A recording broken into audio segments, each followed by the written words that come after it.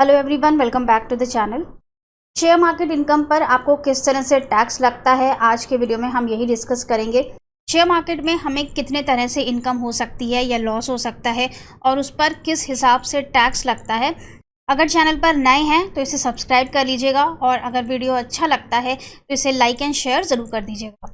Share market में हम mainly 4 तरह से इनकम करते हैं। एक होता है शॉर्ट टर्म कैपिटल गेन और दूसरा है लॉन्ग टर्म कैपिटल गेन। ये दोनों कैपिटल इन्वेस्टमेंट्स कहलाते हैं और इनके लिए ITR 2 फाइल की जाती है। दूसरा होता है हमारा ट्रेडिंग इन्वेस्टमेंट्स, जिसमें आते हैं हमारे इंट्राडे ट्रेडिंग और फ्यूचर एंड ऑप्शन ट्रेडिंग, जिसे कि डेरिवेटिव ट्रेडिंग भी कहते हैं। और इन दोनों के लिए हम ITR 3 फाइल करते हैं क्योंकि ये हमारी बिजनेस इनकम्स हैं। इन चारों तरह की इनकम्स पर हमें किस तरह से टैक्स देना होता है, चलिए स्टार्ट करते हैं। सबसे पहले देखेंगे शॉर्ट टर्म कैपिटल गेन को। शॉर्ट टर्म कैपिटल गेन हमें तब होता है जबकि हम शेयर्स या म्यूचुअल फंड्स को 12 महीनों से कम समय के लिए होल्ड करते हैं और उसे सेल आउट कर देते हैं। मान लेते हैं कि हमने अप्रैल में कोई शेयर खरीदा और उसे 2-4 महीने के बाद हमने उसे बेच दिया, तो वो शॉर्ट टर्म कैपिटल गेन हो गया। कैपिटल गेन या लॉस कैसे कैलकुलेट किया जाता है, तो इसके लिए सेल प्राइस में से परचेज प्राइस को माइनस कर देते हैं तो गेन आ जाता है, जो कि नॉर्मल सा फॉर्मूला है गेन निकालने के लिए। Short term capital gain taxable होता है 15% के रेट पर, साथ ही इसमें 4% का सेस भी लगता है। ये 15% फिक्स रेट है, ये आपके स्लैब रेट पर टैक्सेबल नहीं होता है। जब भी आपको कोई भी शॉर्ट टर्म कैपिटल गेन होगा तो वो फ्लैट 15% रेट पर टैक्सेबल होता है। मतलब ये कि अगर आपकी सैलरी इनकम है और साथ में आपका शॉर्ट टर्म कैपिटल गेन भी है, तो सैलरी पर से तो आपका टैक्स पूरा हो जाता है क्योंकि आपका एम्प्लॉयर TDS डिडक्ट कर लेता है। लेकिन शॉर्ट टर्म कैपिटल गेन पर स्टॉक एक्सचेंज कोई भी TDS डिडक्ट नहीं करता है, इसलिए ये टैक्स आपको अलग से पे करना पड़ता है। शॉर्ट टर्म कैपिटल लॉस हुआ है आपको, तो वो कैरी फॉरवर्ड हो जाता है आगे के 8 असेसमेंट ईयर्स के लिए। अगर इनकम है तो फ्लैट 15% पर टैक्सेबल होती है और अगर लॉस है तो आप उसे कैरी फॉरवर्ड कर सकते हैं आगे के 8 असेसमेंट ईयर्स के लिए। लेकिन इसके लिए ज़रूरी है कि आप लगातार अपनी ITR को फाइल करें। बीच में अगर आपने अपनी ITR मिस कर दी तो ये लॉस लैप्स हो जाता है। इसके बाद आता है हमारा long term capital gain. Long term capital gain निकालने के लिए भी सेम फॉर्मूला है, सेल में से परचेज को माइनस करेंगे तो लॉन्ग टर्म कैपिटल गेन या लॉस आ जाता है। शेयर्स पर या म्यूचुअल फंड्स पर हमें लॉन्ग टर्म कैपिटल गेन तब होता है जबकि हम शेयर्स या म्यूचुअल फंड्स को 12 महीनों से ज़्यादा समय के लिए होल्ड करके रखते हैं और 1 साल के बाद या 2 साल के बाद हम उसे सेल आउट कर देते हैं, तो जो भी गेन या लॉस होता है वो हमारा लॉन्ग टर्म गेन या लॉस है। लॉन्ग टर्म कैपिटल गेन पर हमें 1 लाख का एग्जेम्पशन मिलता है। मान लेते हैं कि आपको प्रॉफिट हुआ है 1.5 लाख रुपए का, तो उसमें से 1 लाख रुपए एग्जेम्पशन के हैं, वो माइनस हो जाते हैं। बाकी के बचे 50,000 पर ही टैक्स लगता है। और टैक्स कितना लगता है? जो भी आपका बैलेंस अमाउंट होगा 1 लाख माइनस कर देने के बाद उस पर 10% का टैक्स लगता है। ये भी फ्लैट रेट है, इसमें कोई भी इंक्रीज़ या डिक्रीज़ नहीं होता है। फ्लैट रेट पर लगता है ये टैक्स 10% और साथ में 4% का सेस भी लगता है। इनकम हमारी टैक्सेबल होती है 10% पर, और अगर आपको लॉन्ग टर्म लॉस हो गया है तो इसे आप आगे के 8 असेसमेंट ईयर्स के लिए कैरी फॉरवर्ड कर सकते हैं।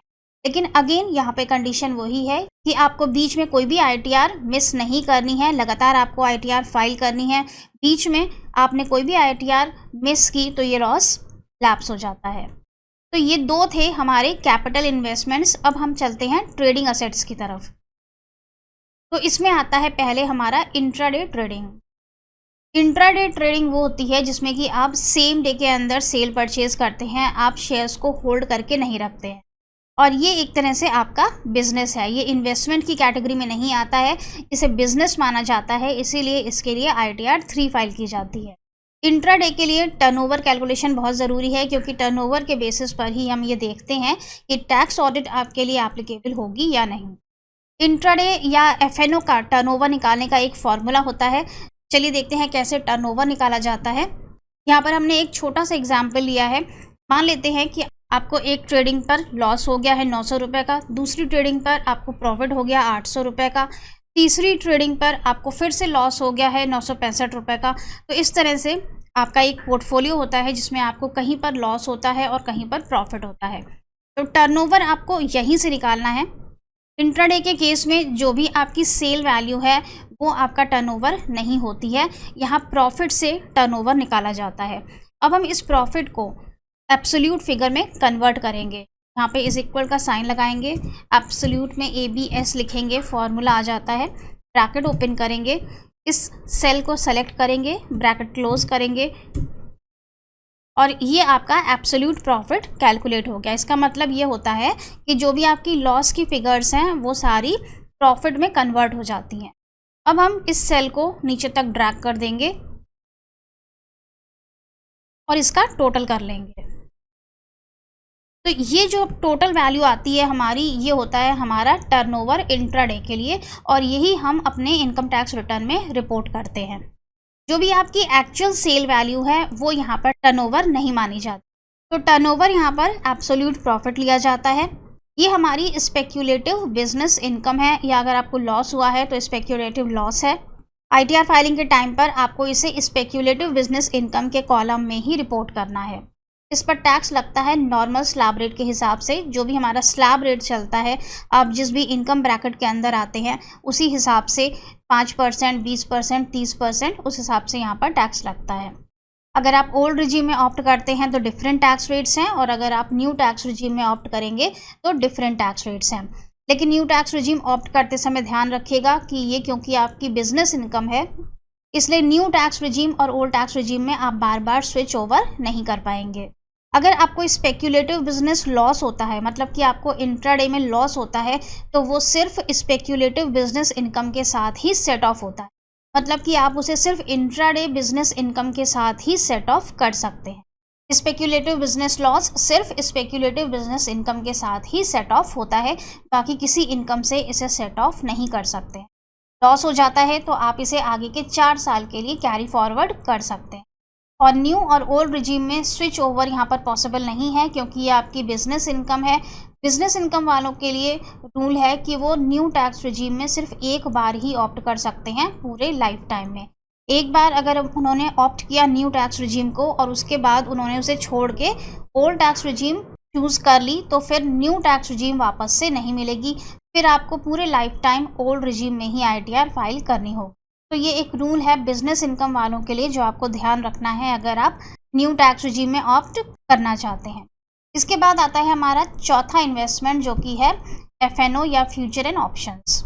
FNO के केस में भी ITR 3 एप्लीकेबल होती है, क्योंकि ये हमारी बिजनेस इनकम ही है, लेकिन ये नॉन स्पेक्यूलेटिव बिजनेस इनकम है। यहाँ पर हम स्पेक्यूलेशन नहीं करते हैं, इसीलिए आप अपने इनकम टैक्स रिटर्न में इसे नॉन स्पेक्यूलेटिव बिजनेस इनकम ही दिखाएंगे।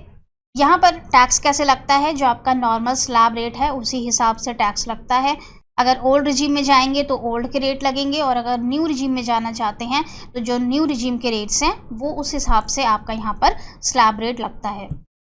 टर्नओवर की कैलकुलेशन कैसे होती है, तो अगेन जो हमने इंट्राडे में देखा उसी तरह से यहाँ पर भी एब्सोल्यूट प्रॉफिट कैलकुलेट किया जाता है और वही आपका टर्नओवर होता है।